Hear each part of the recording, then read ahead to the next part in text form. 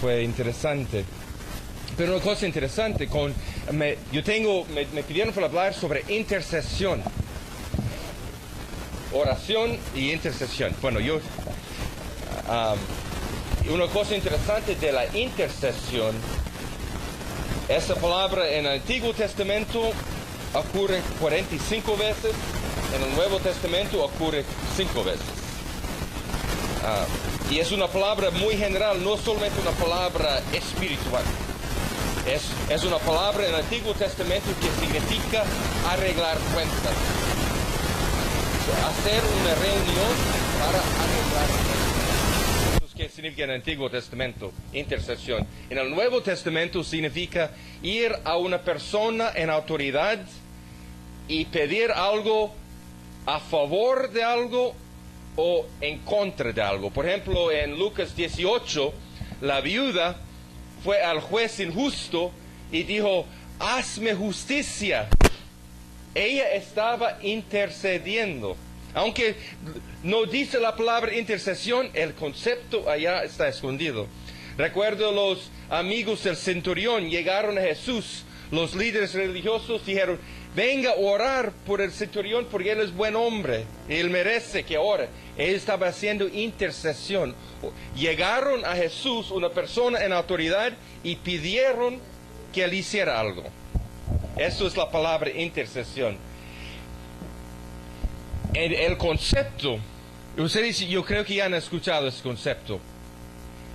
Esta oración tan hermosa que alguien ha dicho sobre misiones, sobre evangelismo, sobre el ministerio de medicina. La oración que tenemos, la oración del intercesor es esto: Señor, quebranta mi corazón con las cosas que quebranta tu corazón. Esto es intercesión. Porque si Dios, estamos orando por las naciones y sabemos que el corazón de Cristo quebranta por las naciones y nosotros entramos en el fluir del Espíritu de Dios. Jesucristo en Mateo capítulo 9, Él dijo, mirando a la muchedumbre y los percibió como era como ovejas. Ovejas sin pastor, exactamente, María Alba. Ovejas sin pastor. Y Él tuvo compasión. Entonces, inmediatamente después de esto, Cristo dijo a sus discípulos, orad al Señor del mies que envía obreros. Su corazón estaba quebrantado, pero Él miraba a sus discípulos. Ellos estaban despercibidos. Ellos miraban a la muchedumbre, pero sus corazones no se conmovieron. Me gusta esa palabra en español, conmover. Es una palabra que no solo simplemente tú hagas una decisión. Hay un pobre, necesita zapatos, aquí, toma, 30 soles, cómprate zapatos. Corazón frío. No, conmueves con, ay, mira los pies hinchados, mira golpeados las uñas, los pies. Y se conmueve. No, aquí toma. Es una emocional. Y ya sabemos que no vivimos por emociones, pero si no tenemos emociones, estamos muertos. ¿Verdad? Tenemos que amar, orar con nuestro intelecto, pero también con el corazón, con el sentimiento. Tú lees en el Antiguo Testamento, tú ves que Dios se enojó con el pueblo de Israel. Y luego que Dios amaba al pueblo de Israel. Y luego que Dios acudía como un pastor, que Dios sentía sentimientos positivos y negativos. Y nosotros estamos hechos en la imagen de Dios. Y si Dios siente enojo contra injusticia, nosotros también. Y si Dios siente compasión, también nosotros. El corazón de Dios. Y en el Antiguo Testamento, nosotros siempre pensamos, ¿sabe? Me dio risa, hoy en la mañana estaba pensando sobre este tema. Siempre nosotros pensamos que nosotros estamos intercediendo para cambiar el corazón de Dios. Señor, el pueblo llora, es un tribu, ¿verdad? El pueblo llora, Señor, estamos pidiendo por este pueblo que te necesito compadécete. Y Dios dice, yo ya tengo compasión, son ustedes que no tienen compasión.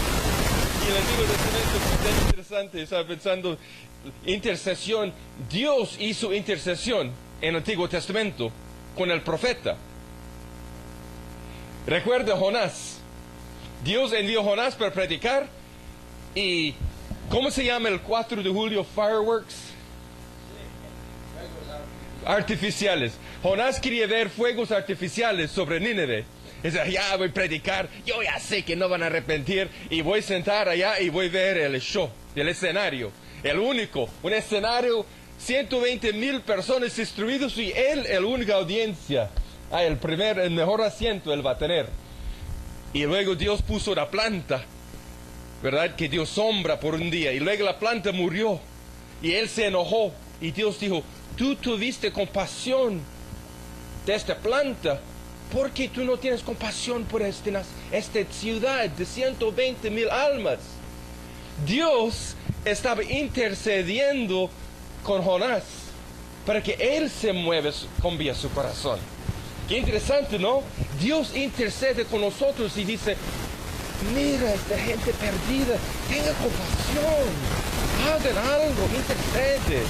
Entonces, la intercesión es una avenida de doble sentido, dos direcciones. Nosotros intercedimos con Dios y Dios intercede con nosotros. Bueno, hay 5 lugares, 5 versículos en el Nuevo Testamento donde la palabra de intercesión aparece. Obviamente, el concepto de intercesión ocurre docenas de veces, ¿verdad? Por el concepto de orar. Y recuerda, en el Antiguo Testamento, la palabra intercesión significa un encuentro para arreglar cuentas. Y muchas veces los encuentros fueron violentos. En el Nuevo Testamento es más el sentido de ir a una persona en una posición de autoridad y pedir a favor de justicia o para pedir en contra a una situación. Por ejemplo, la corrupción que está en el gobierno en Perú, el narcotráfico que está invadiendo con cáncer esta nación. Tenemos derecho de interceder contra. Todos siempre pensamos, esto para mis ojos se abrieron por esto hoy día. Siempre yo pensé, intercesión es pedir a favor de otra persona. No, intercesión también es pedir en contra de una persona. Si hay una persona, por ejemplo, digamos un congresista que es súper corrupto, entonces podemos orar contra esta persona. No, eso no se puede, siempre es positivo. No, la Biblia dice, podemos orar contra. La mujer en Lucas 18, él dice, él oró y dice, hazme justicia, ¿verdad? Contra mi adversario. Ella estaba orando contra. A veces somos tan espirituales que, no, solamente a favor, que Dios bendice este asesino, que Dios bendice este violador, que Dios bendice este corrupto. No, hay veces hay que pedir, Señor, haz justicia, arregla cuentas. Lo que está sucediendo no se puede seguir. Sí, entonces a favor y en contra. Y la cosa interesante de los 5 lugares, abre sus Biblias rapidito a Romanos 11:2. De orar, ese es uno de los 5 lugares donde aparece la palabra intercesión. ¿Alguien puede leer por mí Romanos 11:2? Y ustedes pueden decir, Marcos, ¿dónde está la palabra intercesión?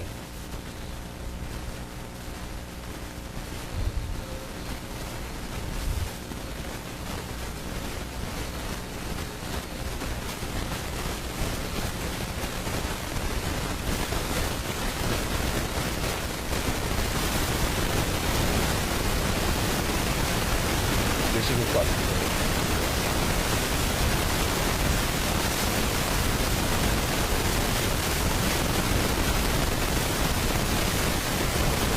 En versículo 2 dice, como que invoca a Dios con su nombre. la palabra en griego es intercesión. Yo tengo en mi computador un programa que toma la palabra en griego y lo sigue por todo el Nuevo Testamento, o todo en hebreo por todo el Antiguo Testamento. Y aunque no dice intercesión, la palabra invocar es la palabra intercesión, que es entungcano es la palabra intercesión. Y eso ocurre solamente 5 veces. Y él aquí intercediendo a favor o contra. Es contra. ¿Y qué dice Dios? Cuando esta cosa de interceder contra, tenemos que tener mucho cuidado. ¿Sabe por qué?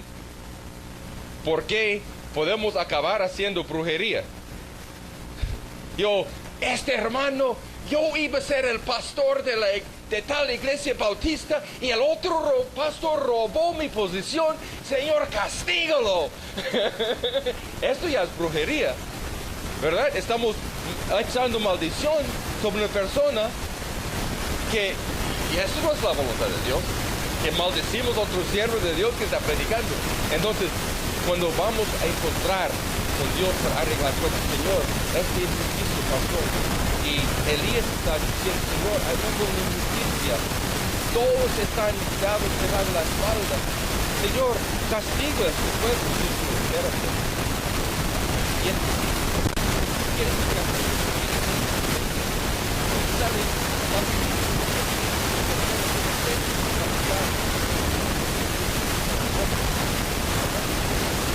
él quería castigo.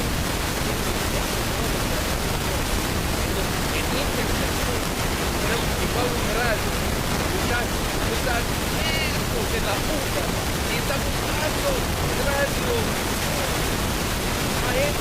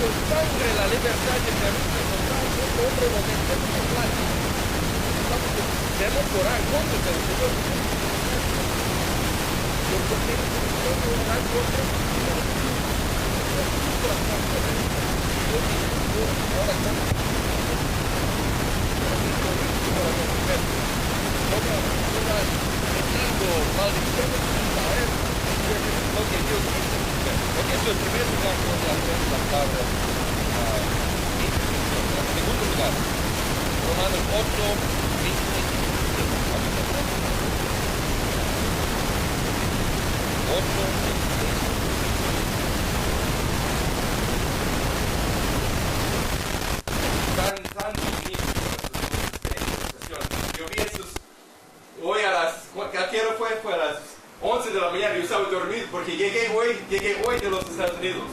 Entonces llegué aquí a las 5 de la mañana,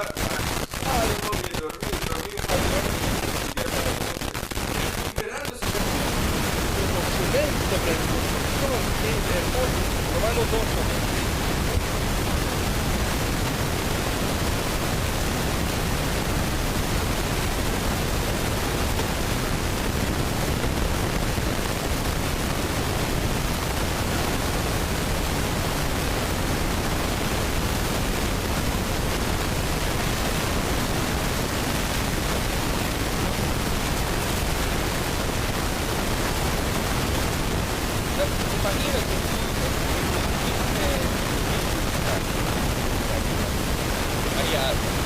Digamos que María Alba recién está aprendiendo a cantar. Y está un mes está tomando clases. Y luego ella encuentra en la calle una cantante famosa. Tiene el nombre de la cantante famosa. Celia Cruz. Ella encuentra con Celia Cruz en la calle y Celia Cruz dice: María, yo voy a tener un concierto, vengo conmigo, yo voy a cantar contigo. No, pero ella dice, yo voy a tapar siquiera el horror, voy a tapar el horror y Y nosotros todos sabemos. Así es. El Espíritu Santo es el intercesor. Él vive con nuestras acciones. Y nosotros somos, Él es como el cantante famoso. Él nos invita. Y nuestra, como un coro, nuestras voces mezclan con la voz del Espíritu Santo. No estamos orando solos. Cuando estamos orando, Dios adentro de nosotros suena el Espíritu Santo. Orando por este pueblo. Tantos años que alguien ora por este sitio y no viene nadie. Este momento que estaba enferma. Alguien no había dos cantantes al Padre y luego entonces el Espíritu Santo es el intercesor. Amén. Él intercede. ¿Y Él vive dónde? Adentro de nosotros. El Espíritu Santo vive adentro de cada cristiano, porque Efesios 1 dice, cuando fuimos salvados, fuimos sellados. Amén. Y Él es intercesor. Otro, es el segundo lugar donde aparece. Primero con Elías, segundo con el Espíritu Santo. Ahora Romanos 8:34 es el tercer lugar. ¿Alguien lee para mí, por favor?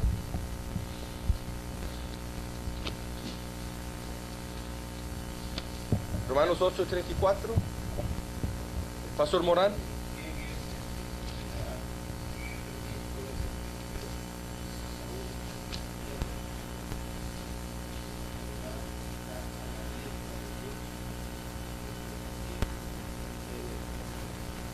Wow. El Espíritu Santo es intercesor y Jesucristo también es intercesor. El Hijo de Dios. Muchas veces yo en los Estados Unidos hay iglesias yo he visitado iglesias de 2,000 personas y el culto de intercesión tiene 10 personas. Ni el pastor aparece, ni los copastores aparecen. Uno de los otros, ¿verdad?, hermanitas que tiene ese don, y los otros pastores no tienen ese don.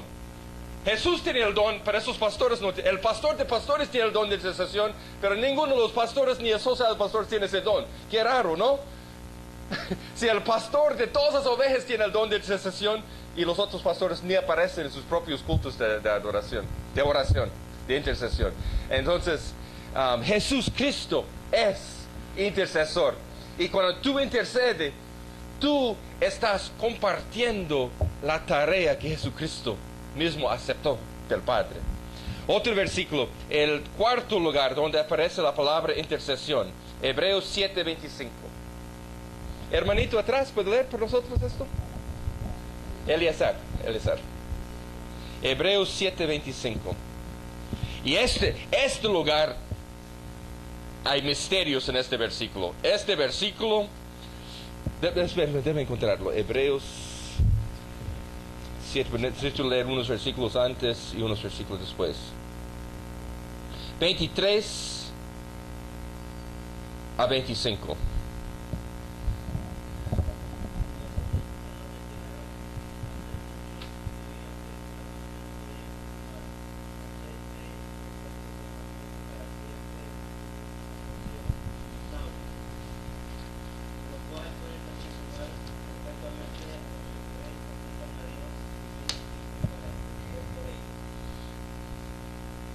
Amén. Entonces, ¿quién está intercediendo? Jesús. ¿O quién es? ¿Cómo, María Alba? Es sacerdote. Entonces, cuando yo estaba en el Instituto Bíblico, la ley más importante de interpretación bíblica es leer un versículo en el contexto. Leer unos versículos antes y unos versículos después para entender el sentido. Si tú lees un versículo nada más, tú puedes hacer una mala interpretación porque no entiendes de qué estás tratando. Tú tomas como te da la gana y para apoyar tu teoría favorita. No, así no se debe. Se lee aquí, habla de que Cristo es intercesor. ¿Y por qué dice que Cristo es intercesor? Porque Él es nuestro sacerdote. Y esto me abrió los ojos, hermanos, hermanas. El trabajo principal de un sacerdote es ser intercesor. Porque un intercesor es como un mediador, como un abogado. Hay dos grupos que han peleado. Digamos que Antonio Suárez se peleó con Raúl Remigio. Y ellos están peleando y no quieren conversar, ni quieren ver uno a otro. Y uno entra a una puerta y otro, cuando ve al otro llegando, sale al cuarto para orar. Y no se quieren hablar. Y yo vengo y los llamo. Y como intercesor, yo intento hacer reconciliación. Un sacerdote hace reconciliación, pero no son entre dos pueblos, es reconciliación entre quién. ¿Entre quién? Y un sacerdote en el Antiguo Testamento hacía reconciliación entre ¿cuál dos partidos? Dios, gracias hermano. El sacerdote era reconciliador entre Dios ofendido por nuestros pecados y el hombre que hizo la ofensa. Y él traía el animal y mataba ese animal como demostración que había paz entre esos dos partidos, entre Dios y los hombres. Y esto es el trabajo de intercesor, es para traer paz y para traer juntar otra vez y para arreglar cuentas. Mataron al animal en el Antiguo Testamento para arreglar cuentas del hombre pecador y el Dios santo. Un sacerdote era intercesor. Todo Aarón era intercesor. Todos los sacerdotes del Antiguo Testamento eran intercesores. Y esto llega, yo quiero elevar en sus mentes la importancia de la intercesión. Primero Pedro 2:9. Mas vosotros sois linaje escogido, real sacerdocio, nación santa, pueblo adquirido por Dios, para que anunciéis las virtudes de aquel que os llamó de las tinieblas a su luz admirable. Mas vosotros sois linaje escogido, real sacerdocio. ¿Qué somos? Somos real sacerdocio. ¿Y quién es Cristo? El sumo sacerdote. Entonces nosotros, como adoptados en la familia de Dios, tomamos la carga del mismo Jesús. Somos real sacerdocio. Y cuando ustedes están, hermanos, hermanas, qué hermoso es. ¿Saben en el Antiguo Testamento qué era el ropaje de los sacerdotes? ¿Cómo se llamaba? Algunos de la ropa. ¿Cómo se vestían? Él sí tiene efod, que el efod con ¿cuántas piedras preciosas? Con 12 piedras preciosas, todo piedra. ¿Y sobre su cabeza qué era? La mitad, ¿hecho de qué? ¿Qué era su tipo? Era tipo una gorra, un sombrero. Era hecho de lino fino. Y su ropa blanca de lino fino. Y un cinturón hecho a mano con bordado dorado. Y cuando nosotros estamos orando, nosotros estamos rodeados con el cargo de sacerdote. Cuando tú rodillas aquí orando por las naciones, Dios te ve con efod, Dios te ve en lino fino, Dios, exacto, cubierto con la sangre de Cristo, con lino fino. Y cuando nosotros oramos, Dios nos ve como sacerdotes. Estamos ejerciendo 1 Pedro 2:9, que somos real sacerdocio, intercediendo, arreglando cuentas, Señor, a este pueblo allá en la selva, para quien tú moriste, y ellos están moribundos sin saber el Evangelio.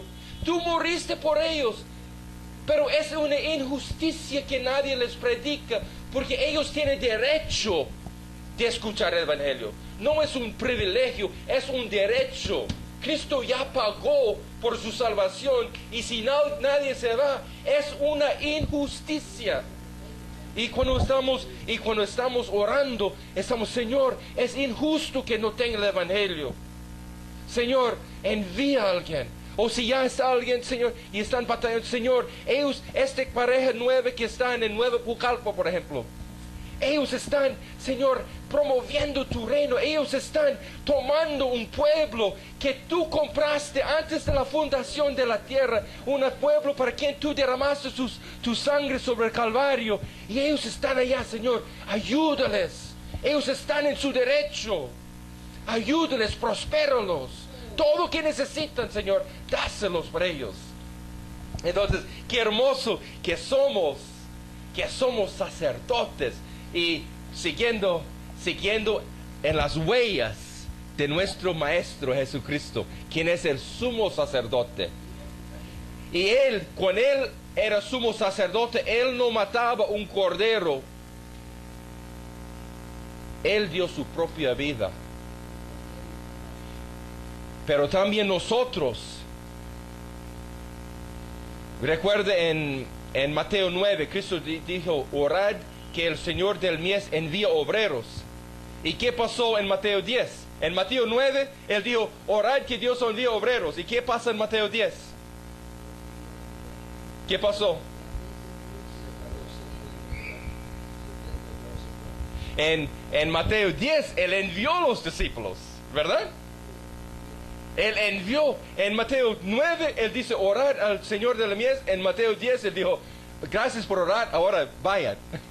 Entonces, igual Jesús, el sumo sacerdote, dijo, Cristo, el sumo sacerdote, él tiene el cargo de reconciliar Dios Padre con la humanidad. Y ¿qué animal voy a matar para reconciliar? No, vaca no funciona, toro, pájaro, cordero. El único sacrificio soy yo que puede. Entonces él dijo, entonces yo me sacrifico. Entonces nosotros somos intercesores. Entramos orando con corazones abiertos y diciendo, Señor, yo estoy orando por este pueblo. Si tú quieres que yo vaya, Señor, tú me tienes aquí ahora, pero si por acaso tú me mandas, yo me voy. Yo oro por tal persona enferma, Señor, pero si tú quieres, yo voy a visitar a esa persona. Con intercesor, nosotros sintonizamos con el corazón de Dios. Y igual Jesús sacrificó a sí mismo, nosotros también tenemos que estar dispuestos a ser parte de la solución. Si Dios dice, Dios siempre nos dice, a veces que oramos, Señor, este lugar necesita un nuevo templo, va a costar $1,000,000. Amén. Y es posible que Dios no te dice dar nada. No te preocupes. Dios, ¿verdad? Pero si Dios te dice dar $10, debes estar dispuesto a hacerlo, ¿verdad? Si es el corazón de Dios, entonces, Señor, todo lo que yo tengo. Cuando yo tenía 14 años de edad, yo escuché misioneros de Bolivia llegaron a los Estados Unidos. Y nos contaron cómo en el Alto Beni de Bolivia, es como ceja de selva. Y como la gente llegaba, las familias saliendo del altiplano, ¿verdad? Como los Andes, altos los Andes, para ir a la selva. Y no tenía dónde vivir, no tenía qué comer. Y tenía enfermedades en la selva que no había en la sierra. Y los niños todos moribundos. Y yo recuerdo con 14 años de edad en mi cama, cantando la primera canción que yo sabía. Dice, querido hermano, nunca desmayes, que Jesucristo a tu lado está. Yo cantando y lágrimas en mi rostro, Señor, cómo yo quisiera estar en Bolivia para ayudar a esta pobre gente. Y ya ves, yo oré con 14 años de edad y ya muchos años después, aquí estoy en los Andes. ¿Verdad? Entonces, yo dispuse mi corazón y yo no dice, ay Señor, yo voy a orar por ellos, pero no me manda. No, Señor, con mucho gusto, mándame a mí. Y recuerda Nehemías, él fue al rey, al emperador, dijo, las murallas están destruidas. Y el rey dijo, bueno, necesito a alguien fiel, inteligente, guapo, que sabe conversar, que tiene conexiones con el imperio real, que yo pudiera confiar. A ver, Nehemías, el candidato perfecto, vete. Y en 52 días levantaron murallas, que si mi matemática está bien, 144 años las murallas estaban caídas. Y en 52 días los levantaron. Nehemías fue una promoción. La intercesión, amigos, la intercesión te abre tu corazón, abre el corazón de Dios para promoverte, ¿verdad? Si tú estás orando y Dios dice, yo no tengo nadie que enviar. A ver, tú amas este pueblo, tú tienes capacidad. ¿Por qué no te mando a ti? ¿Verdad? Y cuando Dios te manda, es una promoción. Jonás no sé qué pasó en su mente. Dios, al enviarlo a Nínive, Dios estaba promoviéndolo a ser sacerdote para esa nación, de ser un profeta desconocido, a ser promoción, y él no quería la promoción. ¿Qué pasa con ese hombre, no? Si Dios te manda, hermanos, es una promoción.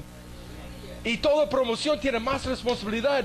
Pero no voy a quejarte de la responsabilidad porque es una promoción.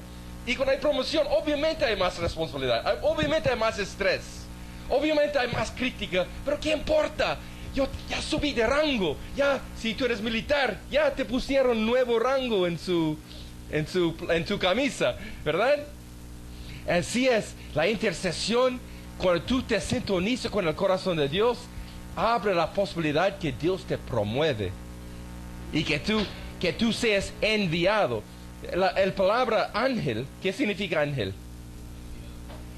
Mensajero, exactamente. Entonces, si Dios te manda a un lugar, quizás tú no eres el más santo, el más perfecto, pero en los ojos de Dios tú eres un ángel. Cada misionero es un ángel, porque es enviado por Dios. Aunque no somos perfectos, no sea perfecto. Amén. Amén. Por eso será el vocero de Dios. Igual Moisés fue vocero de Dios. Así cuando tú vas y hables, tú eres el vocero de Dios, igual Moisés. Y las palabras del Espíritu Santo van a fluir de tu boca. Y eso es tan hermoso. El último lugar donde intercesión aparece. Hechos 25-24. ¿Alguien puede leer para mí?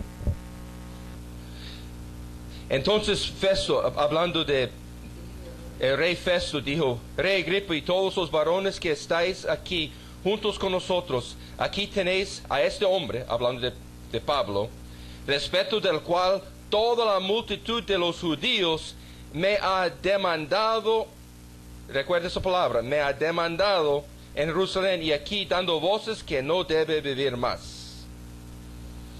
Entonces Festo era rey, y los líderes de los judíos llegaron al Festo pedir en contra de Pablo.